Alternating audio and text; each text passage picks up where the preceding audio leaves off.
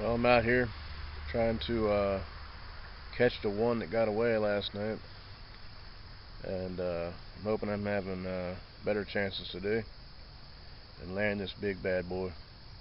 He was a biggin', but great fucking day to be out here fishing. Gorgeous. Nice little spot to fish.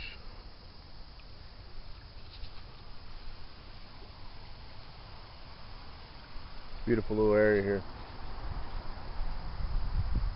Only thing missing is the big boy that got off last night, so hopefully I land him and take a video of him and show him y'all. But